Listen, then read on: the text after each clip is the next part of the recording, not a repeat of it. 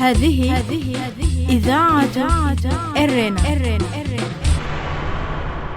المستمعات الكريمات والمستمعين الكرام متابعي إذاعة إرنا حيثما كنتم وحيثما يصلكم بثنا، أهلا ومرحبا بكم في مستهل البرنامج العربي لهذا اليوم الأربعاء 4 من نوفمبر. وكما عودناكم مستمعات الكريمات والمستمعين الكرام نستهل برنامجنا معكم ابتداء بنشرة للأخبار، ثم نقدم لكم حلقة جديدة من برنامجكم الأسبوعي متابعات. وفي حلقة اليوم نقدم لكم الجزء الأول من ملف جامعة أسمرة بقلم المهندس موسى رمضان عول خير، وفيه يتناول تاريخ جامعة أسمرة تحت عنوان جامعة أسمرة التي فرت من قسورة. قبل ذلك مستمعات الكريمات ومستمعي الكرام أقدم لكم نشرة للأخبار فيما يلي أبرز عناوينها. حاكم إقليم تيغراي يهدد بتحويل بلاده إلى مقبرة للعداء. عزل بعض اللاجئين الإريتريين في معسكر للاجئين في شمال إثيوبيا. ومقتل العشرات في هجوم لحركة مسلحة في غرب إثيوبيا أيضا. كانت مستمعات الكريمات ومستمعي الكرام تلكم عناوين النشرة، وإليكم تفاصيلها من إذاعة إرنا. إذاعة إرنا صوت مستقل لإريتريا. في خطاب متلفز لشعب إقليم تيغراي الإثيوبي الشمالي يوم الاثنين الماضي، قال الدكتور دبرتسيان جبرميكائيل رئيس الإقليم بأن الشعب في تيغراي يجب أن يكون مستعدا لحرب شعبية ضد أعدائه الذين يريدون تركيعه، وهاب بشعبه تسجيل مآثر بطولية كما في الماضي، مهددا بقبر الشعبية أي الجبهة الشعبية الحاكمة في إريتريا في حال مسها بأمن وسلامة إقليم تيغراي. وقال بأن الحرب لم تكن خيارنا، بل خيارنا كان السلام، ولكن يريدون فرض الحرب علينا من أجل تركيعنا، وأننا سوف ننتصر في الحرب لأننا أصحاب قضية عادلة وندافع عن أنفسنا.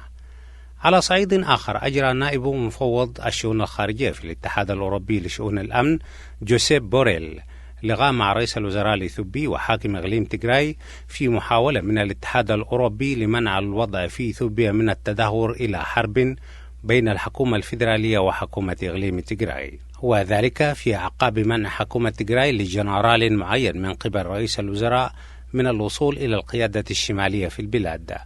وقال جيتاتشو ردا المسؤول الرفيع في تيغراي أن إبعاد الجنرال المذكور لم يكن بدوافع عرقية، ولكن بسبب عدم التوصل بين الحكومة الفيدرالية وحكومة إقليم تيغراي إلى اتفاق، وأن تعيين الجنرال لم يتم بالتشاور مع حكومة إقليم تيغراي التي توجد فيها القيادة الشمالية.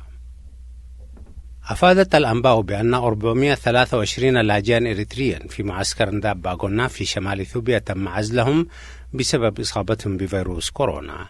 وأكدت دراسة جرتها جامعة سيدني بأن حوالي 3000 إريتري وإريتريا مسجلين لطلب اللجوء في الشهرين الماضيين، وأن الأوضاع الصحية في المعسكرات ليست مطمئنة. وكانت الحكومة الإثيوبية قد أعلنت بأنها سوف تغلق معسكر حساس المشهور وتقوم بتوزيع كل الموجودين فيه في الأقاليم الإثيوبية المختلفة.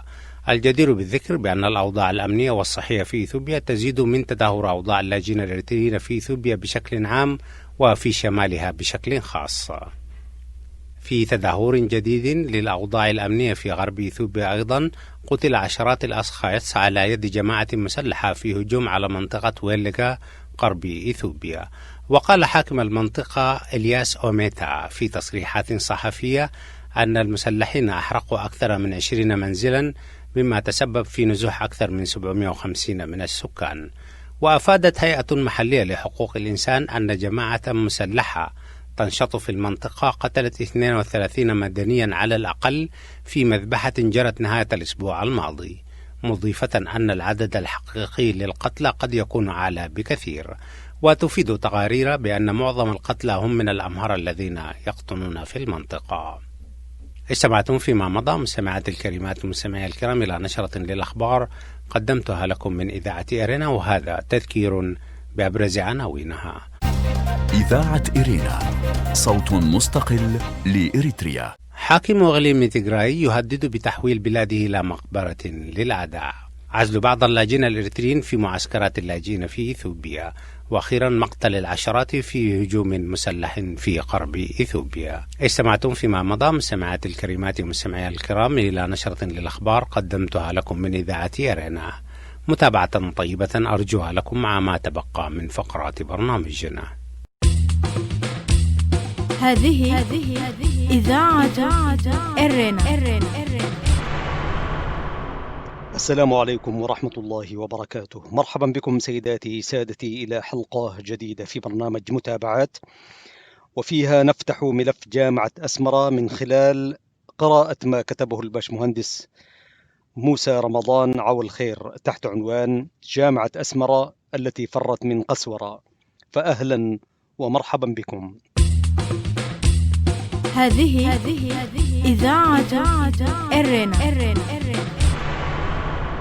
بدأ الباشمهندس موسى عو الخير حديثه عن جامعة أسمرة بالعنوان التالي: التعليم العام في إريتريا الكولونيالية، ويقول: لا يمكن الحديث عن حركة طلابية بمعزل عن حواضنها المؤسسات التعليمية، كما لا يمكن الحديث عن نضالات الحركة الطلابية دون إبراز الأدوار النضالية المشرفة التي قامت بها الكثير من الجهات ذات العلاقة من لجان تعليمية وإدارات وهيئات تدريس ومعلمين وحتى بعض وجهاء المجتمع الإريتري البارزين وتضحياتهم. لذا يقول: سوف أقوم في بادئ الأمر بتقديم نبذة مختصرة لنشأة وتطور نظام التعليم العام في إريتريا الاستعمارية. إريتريا الإيطالية في السنوات الأولى من الحكم الإيطالي في إريتريا لم يكن التعليم من أولويات المستعمر، وأن الإيطاليين الأوائل كانوا عبارة عن جنود يهتمون فقط بتعليم اللغة الإيطالية للسكان المحليين. ووفقا للمراقبين في ذلك الوقت كان من الصعب جدا تعيين معلمين من إيطاليا، لأنهم نادرا ما يرحبون بالعمل في المناطق الاستوائية. ونتيجة لذلك لعب الرهبان الكاثوليك دورا رائدا في نظام التعليم الاستعماري، محافظين على علاقات جيدة مع السلطات الاستعمارية التي أسندت لهم معظم العمل التعليمي.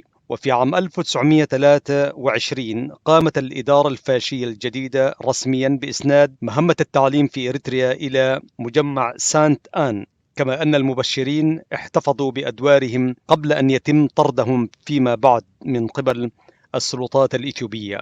في هذا الصدد يقول ماثيو براتيلي في بحث بعنوان التعليم في المستعمرات الإيطالية خلال فترة ما بعد الحربين أو ما بين الحربين قبل استيلاء موسوليني على السلطة، كان ينظر إلى السكان الأصليين أو ينظرونهم إلى اللغة الإيطالية باعتبارها أداة تحضر وتجانس، في حين تم إنشاء تعليم منفصل لمن كان يراد تدريبهم في الوظائف التي تتطلب قدرا من المهارة. وقد قام فرديناندو مارتيني بفرض قيود على حصول الإريتريين على التعليم الابتدائي، والذي كان ينظر إليه على أنه تهديد كبير لقوى الاستعمار. كان ذلك الشعور شائعا بين المستعمرين في تلك الفترة. وعلى العكس من ذلك فإن خليفته ماركيز جوزيبيني كان يعتقد أن الغرض من التعليم هو تدريب النخبة المحلية على المناصب الإدارية الاستعمارية. لذلك تم إنشاء مدرسة لأبناء القيادات والوجهاء المسلمين في مدينة كرن، كان ذلك عام 1911، ذلك لتدريب الطلاب على العمل في خدمات التلغراف والبريد.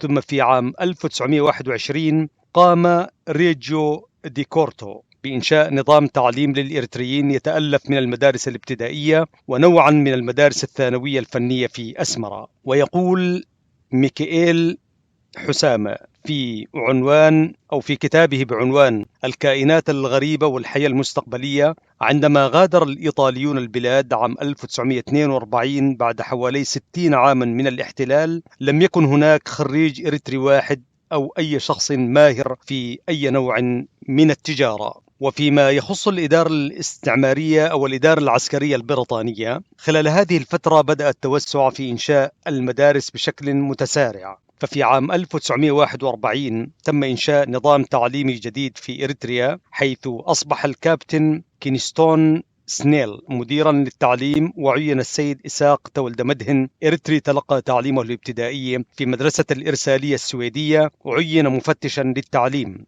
وقد كان لديه خبرة في التدريس قبل إغلاق مدرسة الإرسالية السويدية عام 1932. وفي ظل نظام التعليم الجديد تم إنشاء العديد من المدارس الجديدة وافتتاح نظام لتدريب معلمي المدارس الابتدائية عام 1934. لذا نستطيع القول إنه خلال هذه الفترة بدأ التعليم في إريتريا أي عام 1943 يأخذ شكلا منظما ومناسبا، فزادت عدد المدارس في المناطق الحضرية، كما بدأ التعليم ينتشر على نطاق واسع في المناطق الريفية، حيث تم افتتاح المدارس المتوسطة بالإضافة إلى المدارس الابتدائية. فبينما كان عدد المدارس الابتدائية في ديسمبر عام 1934 19 مدرسة ابتدائية، تنامى العدد ليصبح 28 مدرسة في ديسمبر عام 43 900 وألف. وخلال هذه المدة أي خلال هذه الفترة كان التدريس باللغتين العربية والتجرينية، وقد تم افتتاح أول مدرسة متوسطة تتسع ل 115 طالب في عام 1947. وفي عام 49 900 وألف بلغ عدد المدارس الابتدائية 59 مدرسة بالإضافة إلى عدد 5 مدارس متوسطة، وهو العام الذي شهد ابتعاث أول 7 طلاب إريتريين إلى الخرطوم للدراسة في المدارس الثانوية هناك. وفي عام 1950 بلغ عدد المدارس الابتدائية 85 والمتوسطة 7، وهو العام الذي أصبح فيه التدريس باللغة الإنجليزية بدلا من العربية والتجرينية. كما تم افتتاح المدارس المسائية في أسمرة، حيث تمكن الشباب وكبار السن من ارتياد الفصول الدراسية المسائية لتحسين مستوياتهم التعليمية. هذه إذاعة إرنا. عزيزي المستمع، وبناء على ما تقدم نستطيع القول بأن فترة الإدارة العسكرية البريطانية كانت تمثل العصر الذهبي للتعليم في إريتريا مقارنة بما قبلها في فترة الحكم الإيطالي، وربما بما بعدها للحرب التي واجهها التعليم في إريتريا خلال الاستعمار الإثيوبي، كما سيتضح لاحقا. وفيما يخص التعليم خلال الفترة الفيدرالية وظهور المدارس الثانوية، ثانوية لؤلمكونن أنموذجا، وبداية إرهاصات ظهور أول شكل من أشكال الحركة الطلابية الإريترية المنظمة، ذكر الباشمهندس موسى رمضان تحت عنوان فرعي التعليم العام خلال العقد الفيدرالي 52-62 بعد مغادرة البريطانيين إريتريا عام 52 و900 وألف وارتباطها مع إثيوبيا في ذلك الزواج الفيدرالي الغير متكافئ، تم إنشاء المؤسسات الخاصة مثل كامبوني، سانتا ماري، سانتا فاميليا، البعثة الإنجليزية والجالية العربية.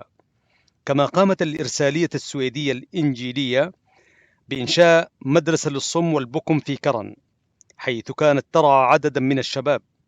وقد رعت الحكومة السويدية برنامجا يمول جزئيا ببناء مدارس ابتدائية في إثيوبيا من أجل تسهيل التعليم الابتدائي، حيث لا توجد مثل هذه المدارس، وقد تم تخصيص جزء من هذه الأموال لإريتريا، إلا أنه لأسباب تتعلق بمحاربة الإمبراطورية الإثيوبية للتعليم في إريتريا حولت نصيب المدارس الإريترية إلى المقاطعات الجنوبية، وقد أدى هذا الاستهداف الممنهج للتعليم في إريتريا إلى التراجع في التوسع في التعليم العام. أما الجمعية الأمريكية فقامت بإنشاء مدرسة لالمبا للأطفال اليتامى، كما قامت ببناء مستشفى صغير في مدينة كرن، بالإضافة إلى بناء مدرسة للمكفوفين وتشغيلها في أسمرة. وفي وقت لاحق في منتصف الخمسينيات فصاعدا تم إحراز تقدم جيد من قبل الحكومة الإريترية، وحصل الطلاب على فرص لمتابعة مستواهم التعليمي الثانوي في إريتريا. كان ذلك عندما افتتحت مدرستا هيلة سلاسي ومدرسة الأمير مكنن الثانوية في عامي 55 56 900 وألف. وخلال العام الدراسي 56 كان هناك حوالي 250 طالبا مسجلين في المدرستين. مدرسة هيلة سلاسي الثانوية هي أول مدرسة ثانوية تم إنشاؤها عام 1955، والتي تم تمويلها مباشرة من قبل الحكومة الإثيوبية، حيث بلغت تكلفتها حوالي $1,000,000 إثيوبي. كانت تعتبر أحدث مدرسة تم إنشاؤها في إثيوبيا وإريتريا على الإطلاق، حيث تم تأسيسها لتكون مدرسة داخلية تتسع لحوالي 450 طالبا، ولكن في وقت لاحق وبسبب الزيادة في عدد الطلاب والطلب المتزايد على التعليم الثانوي تم تغيير الخطة، فتم تحويل قاعة الطعام والعنابر إلى فصول دراسية، وبهذا ازدادت السعة الكلية للمدرسة لاستيعاب حوالي 1000 طالب.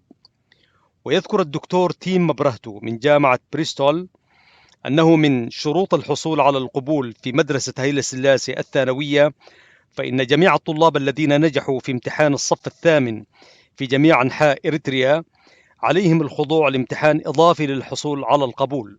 لذا فقد كان عدد الناجحين 56 طالبا من بين 250 طالب ناجح، حيث كان تيم مبرهتو واحدا ممن اجتازوا الاختبار ليتم قبولهم فيها. فتم بناء هذه المدرسة بتعليمات شخصية من الإمبراطور هيلة سلاسي، وقد كانت مبانيها لا مثيل لها في تلك الآونة، حتى أنها تفوقت على مباني المدرسة الإيطالية المعروفة باسم سكولا فيتوريو. ويبدو أن الإمبراطور كان يقصد التفوق على الإيطاليين، الأمر الذي دفع للإنفاق عليها بسخاء لا يجارى، والتي كلفته حوالي $1,000,000 إثيوبي. كما اعتبرها البعض عملية دعائية تهدف إلى كسب القلوب والعقول لصالح الإمبراطور في منطقة لا يتمتع فيها أي الإمبراطور بشعبية كبيرة. كان أول مدير لها كنديا يساعده طاقم إداري إثيوبي، أما هيئة التدريس فكانت تتكون من بريطانيين وهنود وأمريكان بالإضافة إلى إثيوبيين. وكان يبدأ الطابور الصباحي برفع العلم الإثيوبي، الأمر الذي كان يضايق الطلاب الإريتريين كثيرا، وهي أول مدرسة تم فيها تطبيق التدريس باللغة الأمهرية فيما بعد. مدرسة لؤلؤ المكنن الثانوية. بعد افتتاح ثانوية هيلة سلاسي تزايدت رغبة الطلاب للالتحاق بالتعليم الثانوي، إلا أنها لم تكن قادرة على استيعاب كافة الطلاب الناجحين في امتحان الصف الثامن، خصوصا الطلاب القادمين من مناطق خارج العاصمة أسمرة، ذلك لعدم كفاية سعة عنابر القسم الداخلي، مما دفع البعض لترك الدراسة. ولحل هذه المشكلة تم افتتاح الثانوية الثانية عام 1956 باسم الأمير مكنن، الابن الثاني للإمبراطور هيلة سلاسي، والذي كان دوق هرر، والذي تزوج من الدوقة سارة جيزاو. يقول الكاتب موسى رمضان: أرجو أن لا تنسوا اسم عائلة جزاو، لأننا سنتحدث عن أحد قادة الحركة الطلابية في إثيوبيا من هذه الأسرة، وهو طلاهون جزاو، والذي تم اغتياله عام 1969. وهكذا أنشئت مدرسة لؤلؤ المكنن الثانوية، والتي كانت في الأصل مدرسة متوسطة تم تحويلها لثانوية، لتكون فيما بعد رأس الحرب في قيادة الحركة الطلابية المقاومة للاستعمار الإثيوبي، كما سيتضح لاحقا. كما تم تمويل هذه المدرسة من قبل السلطات المحلية، الحكومة الإريترية، والتي استمرت على تحمل نفقات تشغيلها. هذه إذاعة إرينا. نتوقف هنا عزيزي المستمع وعزيزتي المستمعة من هذه الحلقة في برنامج متابعات، وفيها قدمنا لكم ما كتبه الباشمهندس موسى رمضان عو الخير تحت عنوان جامعة أسمرة التي فرت من قسورة، على أن نتناول في الحلقة القادمة نضالات الحركة الطلابية بقيادة مدرسة لؤلؤ المكنن الثانوية. تحياتي لكم في التقديم أحمد شريف، مع تحيات زملائي فتحي عثمان وبنيام سمعون. إلى اللقاء. إذاعة إرينا، صوت مستقل لإريتريا. المستمعات الكريمات والمستمعي الكرام، أهلا وسهلا بكم مجددا. وقبل ختام فقرات برنامجنا لهذا اليوم أقدم لكم موجزا لأهم ما ورد في صدر نشرتنا الإخبارية. حاكم إقليم تيغراي يهدد بتحويل بلاده إلى مقبرة للأعداء. في خطاب متلفز لشعب إقليم تيغراي الإثيوبي الشمالي يوم الاثنين الماضي، قال الدكتور دبرتسيان جبرميكيل رئيس الإقليم بأن الشعب في تيغراي يجب أن يكون مستعدا لحرب شعبية ضد أعدائه الذين يريدون ترقيعه، وهب بشعبه تسجيل مآثر بطولية كما في الماضي، مهددا بقبر الشعبية أي الجبهة الشعبية الحاكمة في إريتريا في حال مسها بأمن وسلامة إقليم تيغراي. عزل بعض اللاجئين الإريتريين في معسكرات اللاجئين في إثيوبيا. أفادت الأنباء بأن 423 لاجئا إريتريا في معسكر نداباغونا في شمال إثيوبيا تم عزلهم بسبب إصابتهم بفيروس كورونا. وأكدت دراسة أجرتها جامعة سيدني بأن حوالي 3000 إريتري وإريتريا مسجلين لطلب اللجوء منذ الشهرين الماضيين، وأن الأوضاع الصحية في المعسكرات ليست مطمئنة. مقتل عشرات في هجوم مسلح لحركة مسلحة في غرب إثيوبيا. في تدهور جديد للأوضاع الأمنية في غرب إثيوبيا، قتل عشرات الأشخاص على يد جماعة مسلحة في هجوم على منطقة وليغا غرب إثيوبيا. وقال حاكم منطقة وليغا الياس أوميتا في تصريحات صحفية أن المسلحين أحرقوا أكثر من 20 منزلا، مما تسبب في نزوح أكثر من 750 من السكان.